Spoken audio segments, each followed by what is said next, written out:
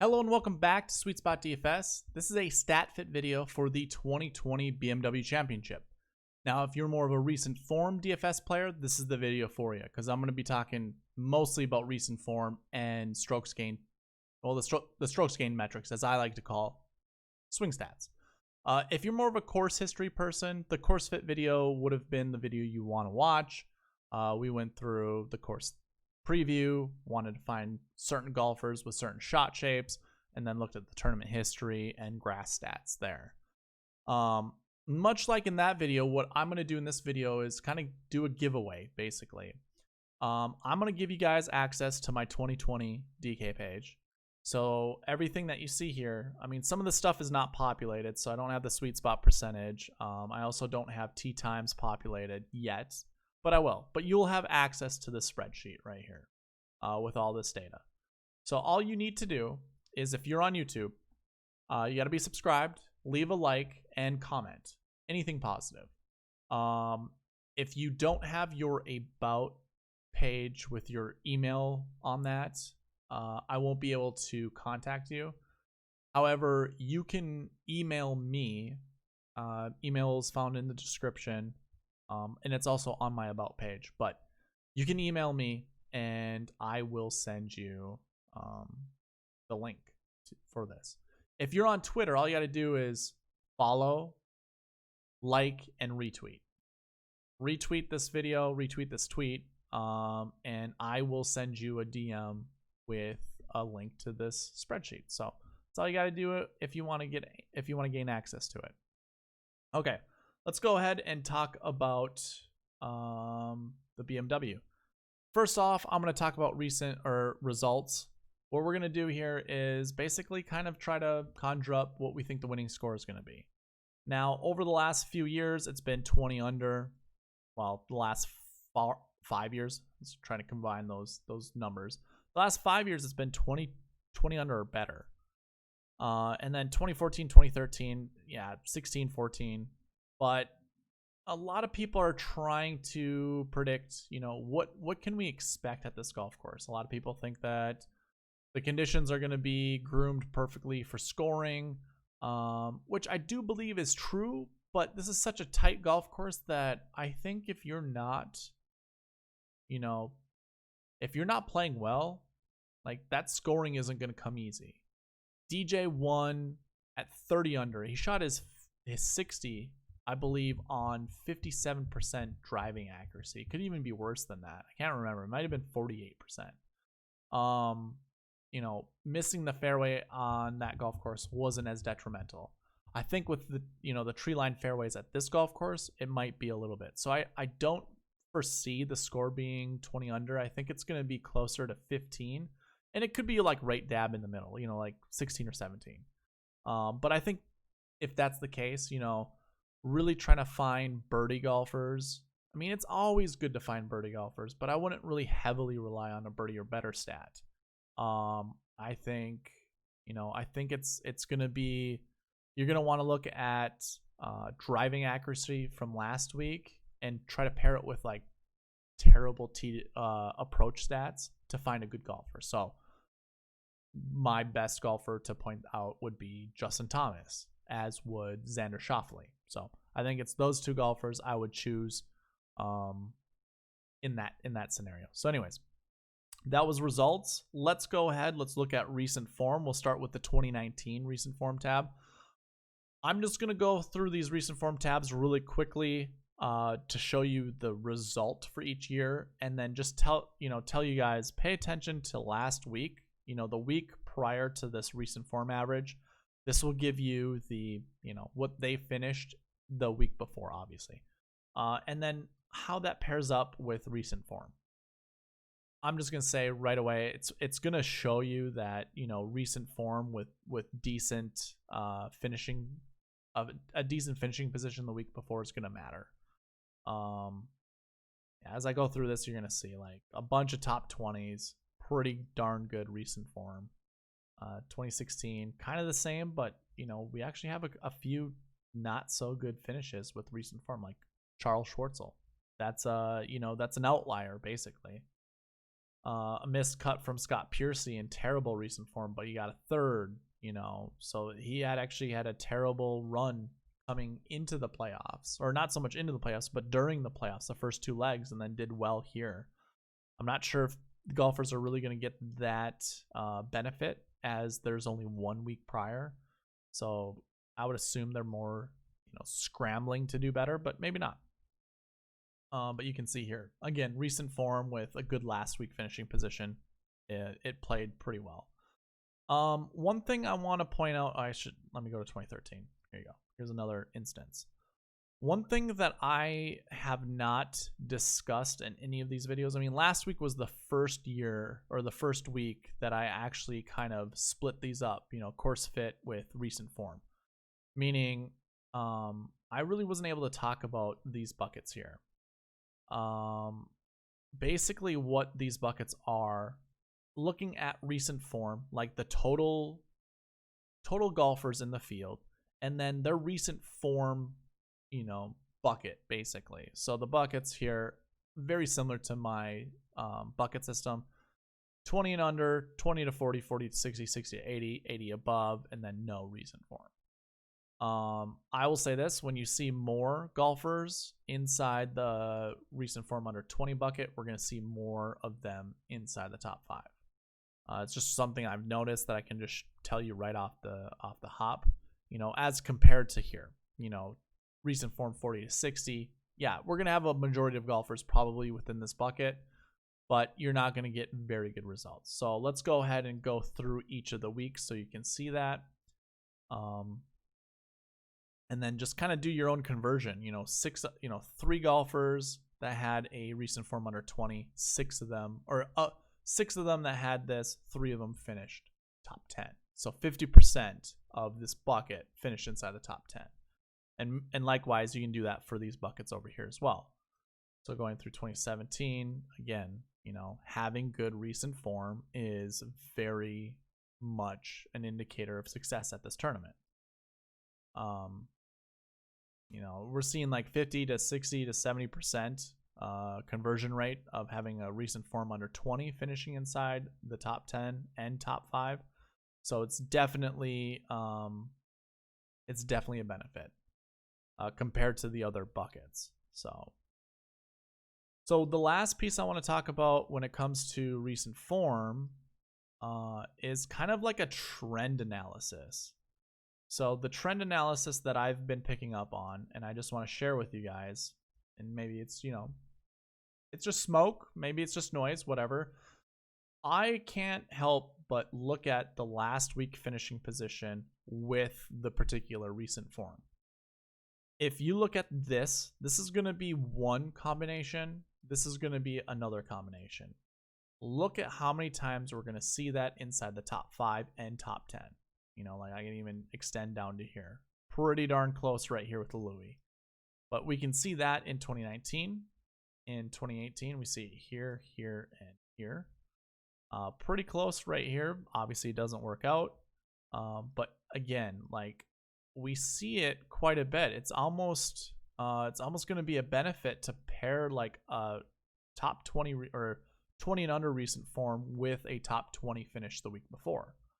But again, so you're seeing it quite a bit of times. When we get closer to 2013, it kind of waters down a little bit. I'm not sure how it changed, coming down the stretch, but obviously it did. You can see that right here. So we typically have 3 that finish inside the top 20. That followed that bucket. So I have this sorted by recent form. So right away, we only have 2 golfers that finished top 20 with a recent form of 20 and under. Again, if we go through each year, you can see it happening 1, 2 times here. You can see it happening twice there. You can see it happening twice there. 3 times there. Twice here. Twice there. And just once here. Okay, so then you're probably asking, well, how many people finished, who had good recent form? So we can see the pool for 2019 was pretty large. So we had 1, 2, 3, 4, 5, 6, 7 golfers inside that pool, and 2 of them finished top 5. Now, you could say 3 of them finish top 11, but still 2 is what we're kind of looking at. 2018, we could do the same thing. We had 3 golfers in total that had that followed that. 2 of them finished top 8. 1 of them finished top 5. Within 2017, we can see 4 golfers fit that mold. We have 1 that finished 2nd, 1 that finished 7th. 7th at 11.8 is very, very like on the edge of what we would want. It still works out. Here we have quite a bit more. We have 5 in total. And of the 5, we've got a 2nd place and a 4th place. Adam Scott and Paul Casey. 2015. I think this actually kind of waters down a little bit. But we do have a 10th place and a 1st place. So like right away, it's kind of showing you like this is stuff that we kind of want to follow. Like 2 8th places right there. Guess the 16th. I'm looking at the other version now. Here's a 4th, like that's pretty big. But yeah, it's just to show you like the buckets for each of these years aren't very big. And we see, a good chunk of them finish inside the top 10. So it's going to be difficult for me not to play Harris English or Jon Rahm. And I really like Jon Rahm. Like Jon Rahm is one of my favorite plays. I would say this. You could do, 30. If you're making 100 lineups, do 33 with Harris English, 33 with Jon Rahm, and 33 with both of them. That'd make 99 lineups. And then maybe your one lineup you don't have, any of them in it. But either way, like I like that a lot. I do like Xander Schauffele. It's a bad omen to have kind of this 20 to 40 with a recent form under 20. I'm not going to go throughout all of those, but here are your golfers that kind of have that, 20 to 40 recent form with the top 20. You know what? I will go over, I guess since it's already sorted, you probably would have already seen it. Like Tommy Fleetwood 16th, Patrick Cantlay 55. These are your Xander people here. Would be the 20 to 40 last week finish with a 20 and under recent form. Probably not gonna do it. Here's a 4th place finish. Like that's good. So that's I guess maybe not the worst omen. Spieth finished 9th. That's not terrible. 10th for Bubba. I guess it's really up to you guys. How do you feel? Okay, so this, all right. I guess I can't say it's a bad omen. We have a 1st place finish. Okay, I'm gonna take that back. So Xander Schauffele, good play. Glad I went through it. I can't remember what I saw that made me think that wasn't. But Xander's a good play, and really playing all 3 of them, it's going to be pretty good. JT is actually my thumbnail, and it was difficult. Like I really like Jon Rahm, and I already had him in my course fit video, so I didn't really want to put him for my stat fit video. But it just shows like I really like Jon Rahm. I guess when we see Justin Thomas, do we see like a 40 to go along with like a 20? Sure. Lucas Glover, that's not good. 42. Okay.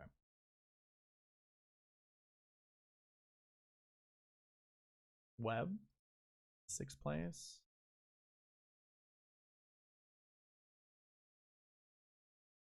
Kuchar, 5th.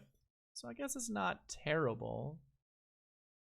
And again, this is just trends. So like if you're not into this kind of thing, I'm not gonna, I'm not gonna fault you for it. We don't see anything in 2016 that's in the top 10, so that's probably not a good sign. Here's one right here. DJ, hey, 7th place. So I don't know if we can really use that as, something that we want to use. It's just not good. It's not a good omen to see that with JT. Okay. So either way, again, those were trends that we were looking at. And this isn't good to see, the 49th place finish. I still like JT though. And we're going to see that when we get to the DK page. But yeah, this is what I wanted to highlight right away. Here are your golfers that fit that other mold, the other bucket that we were kind of looking at. So you have DJ there. That's pretty good. Kuchar, Louis Oosthuizen, Mackenzie Hughes, Russell Henley, Victor Hovland, Ryan Palmer, Webb Simpson, Kevin Kisner, Scotty Scheffler, Daniel Berger, Alex Noren. So I would say out of those golfers, pick two. That would be my stance. My favorite, I would say, out of that would probably be it would be DJ, which is kind of cheating, but I really like Matt Kuchar. So it's either DJ or Kuchar for me here, and then I would grab one of these guys that have a 20. Really difficult to go against Daniel Berger. So I think Daniel Berger might be my other guy, which is already shaping out to be a really difficult lineup to create. Trying to do a Berger, Rahm, and then maybe an English. How much does that cost already? 29,000. So we get 21,000 to work with. 7K isn't terrible, but you're not seeing a lot of 7K guys up here. So that might be a little too difficult. Okay, so that was recent form. I'm not going to really, go further into it. We kind of went through trends and that kind of thing.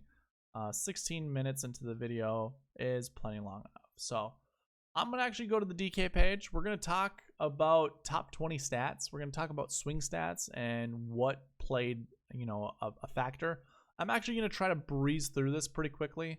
So if at all you want, obviously you have the power here on YouTube to pause the video and, either take a screenshot, or you can even slow it down a little bit.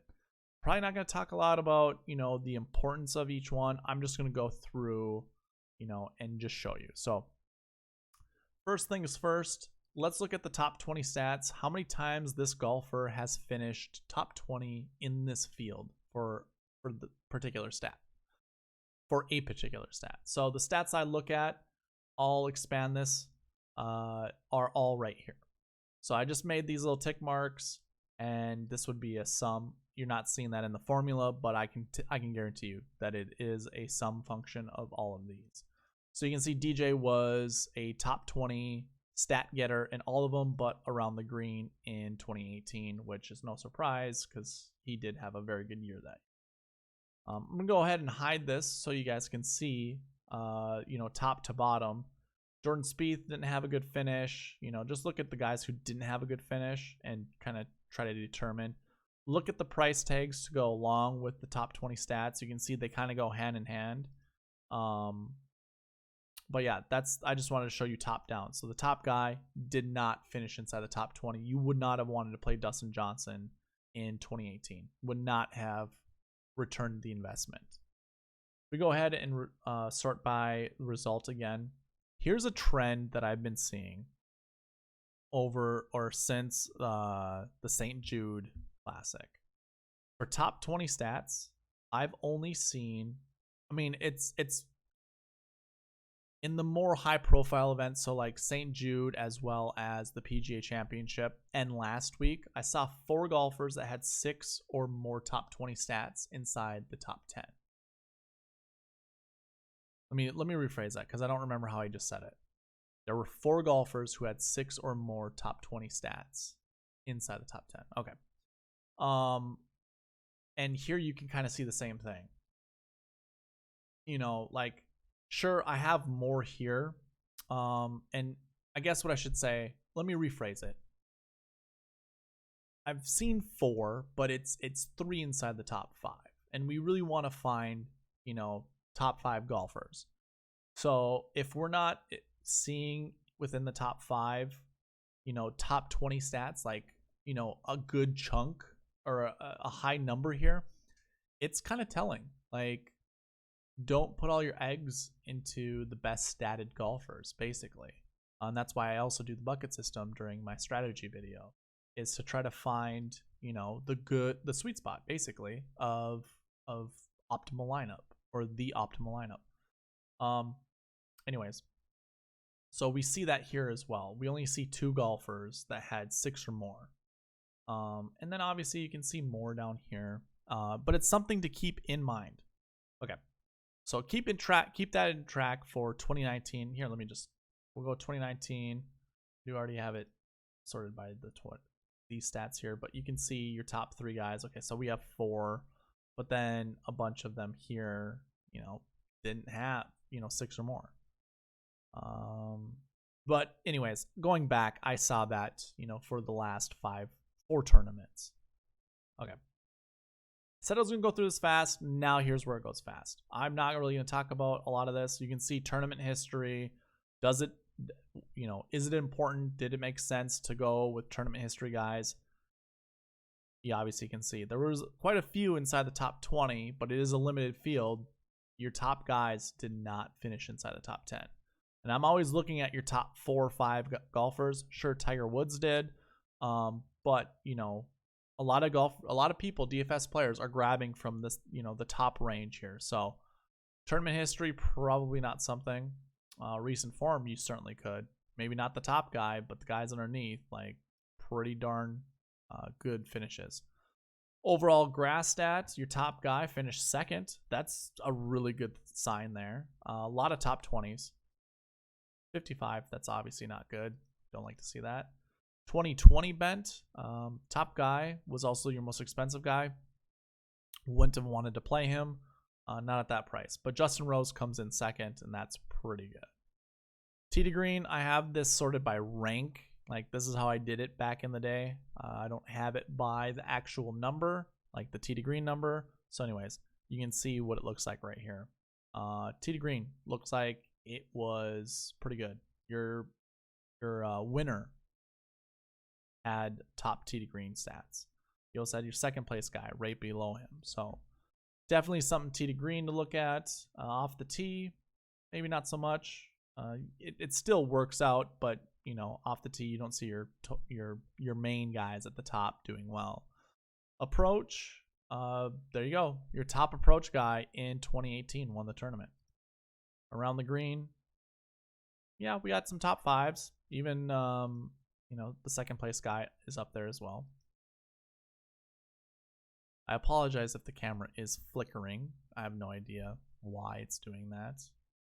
But hopefully you guys are managing. Putting, not terrible. Not a stat obviously a lot of people go by anyways. Proximity, definitely not something. Although Keegan does, you know, show up, and he was the winner. So he was the 12th ranked proximity golfer in the field that week. Green and reg, yeah, I mean, it shows up. It's not bad. Birdie or better. Our 2nd place guys there, but birdie or better wasn't that great. So it was really just tee to green and approach, which really, it's kind of telling you like approach was maybe the more important stats. Nah, it's a mix of the two, right? So if it wasn't good, I mean, tee to green is a good way to start, but you know, Keegan had good tee to green, bad off the tee, but good approach. Rose had, you know, he was the next in line, good off the tee, but bad in approach. So, I mean, maybe you just do your own little mix and match. But I guess if we sort by, you know, the result, we have a bunch of guys here with good tee to green. Most of them had good off the tee. 2 of them didn't, and the 2 that didn't had good approach. So it's a good way to look at it for 2018. Let's see if we can see that in 2019. Okay, so right away, 2019. Here are your top stat getters. You can see most of them finish inside the top 20. We can go ahead and bring this back to the result. This time I actually had tee times. Everyone started on hole 1. Is that the case? Okay. Everyone started on hole 1, but there was... That can't be right. I guess so.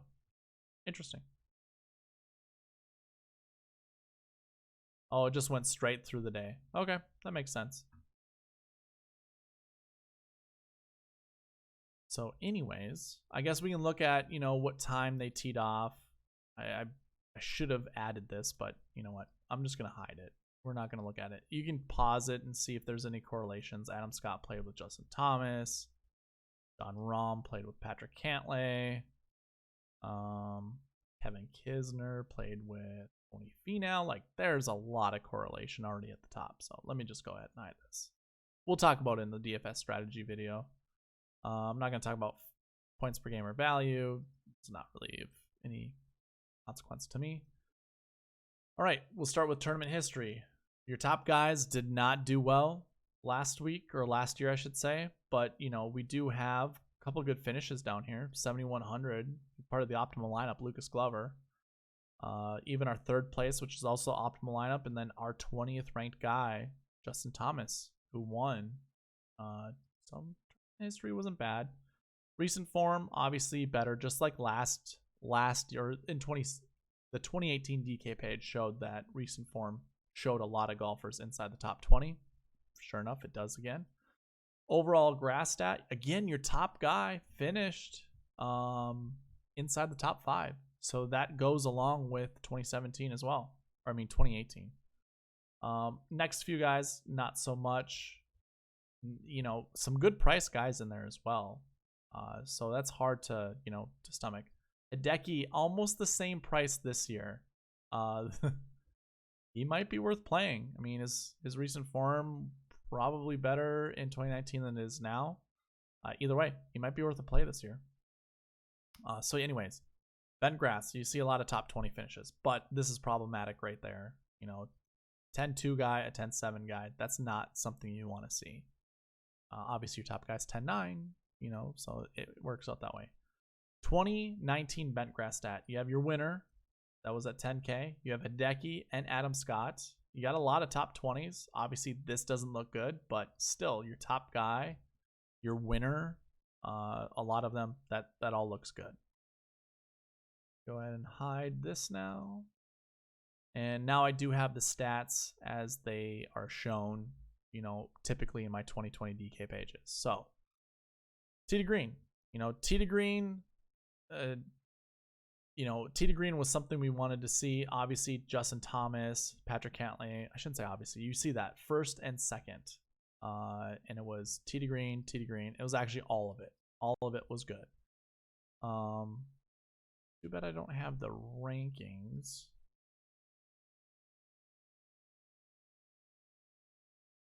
I'm debating if I should show the rankings or not. We can just go by this. You can see top 20 here. Let's go ahead, do top 20 for off the tee. A 5th and a 7th, not so much the greatest. You know, want to see the 2nd and 1st, especially at their prices. Most of your optimal lineup guys are down here. So Hideki, JT, Patrick Cantlay. So I mean, that's something to look forward to in the 2020 DK page. We're gonna want to see the guys around the 9K range. See if we can kind of, you know, parlay that into something similar. 2018 wasn't so much that way. There was more of a stars and scrubs approach. But you had a 10-3 and a 9-2 guy. And then 11 to, yeah, I don't think we could have done it in 2018. That was more stars and scrubs. Let's look at approach. Your winner was top guy in approach. That's really, I guess, no surprise, but you see first, second, and third up there as well. Around the green, hey, Patrick Cantlay is up there, as well as Hideki Matsuyama. So, you know, around the green, not a terrible stat to look at. I mean, it didn't really so much show up in 2018, but 2019 it did. Putting, once again, didn't really show up, although we do have a few more top 20s in 2019 than we did 2018. Green and reg, we do have the winner. We have third place. We have Hideki down there. I guess 2018 or 2019 is proving to be more of a. I mean, JT was just phenomenal. He was top 20 in a lot of stats. You know, obviously in 10 stats, Rory was your top guy with 11, but like JT and Hideki in your optimal lineups. What did that look like here? Second place and 8th place. I mean, I guess it's a good compromise in a way. You know, we kind of see the same position, I suppose. And 8-2, 11-2-9-5, whatever. Okay. So we just went through 2019, go through all the stats. Let's see what that looks like in 2020. Okay, so top stat getter is Justin Thomas, followed by Tony Finau. So that looks a lot like here, right? Or what was it? Oh, 2018. So it's actually a mix of 2018 and 2019. JT up at the top, Tony in 2018. So anyways, we got JT and Tony, followed by John Rahm, Webb Simpson, and Hideki Matsuyama. I am, again, John Rahm is my favorite play. Justin Thomas is really close, but I really like John Rahm. I guess if we're going by trend wise, these two would be your guy, right? You skip past the first guy and you grab the next two. That's the case. It's Tony Finau and John Rahm. You'd probably create lineups that way. I mean, also if you were to add Harris English in that mix, you know, this pricing here, it's not terrible. 28,000, so you'd have 2,200 left over. Not 2,200, 22,000 to work with for your last three golfers. Probably gives you a little bit more flexibility. Anyways, that's just looking at top 20 stats. You know, the overall. Let's go ahead and hide a lot of this stuff like we have always, like we've been doing. And look at your top tournament history, guys. So like tournament history wasn't something that was totally important, but something that actually, you know, kind of was. So we can see some of our lower price guys down here. Worth the look. You know, Ryan Palmer, definitely worth the look. There's Tony Finau down here. Not so much the cheap guy. I'm not going to be around someone like Jim Herman. But either way, I'm going to follow the whole, you know, recent form average, last year or last week finishing position, that kind of thing. So I'm probably anchoring a lot of my lineups with John Rahm. But I do like Justin Thomas as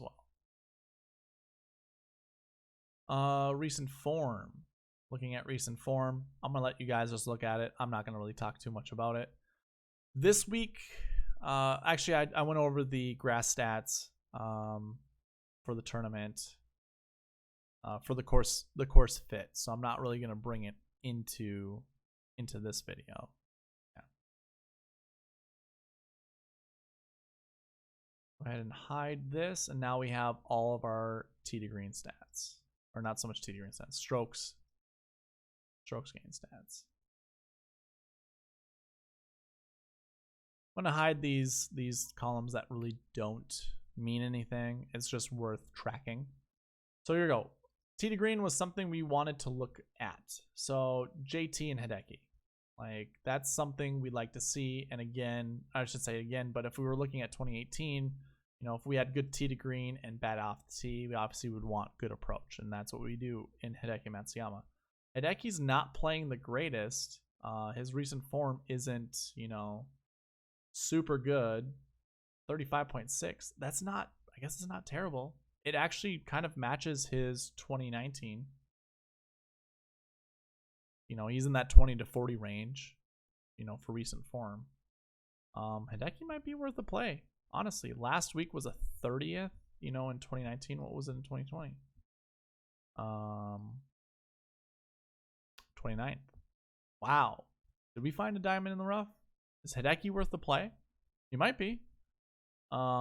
Anyways, here are your top tee to green guys. You know, you can pick anyone. Like Corey Connors, pretty good 7,200. Russell Henley, good at 7,800. Obviously, our guy Harris English is there. A lot of good plays here. So there you go with your tee to green. I'm just gonna go through this quickly now. Off the tee, I don't know if I trust someone like Sungjae. Not sure.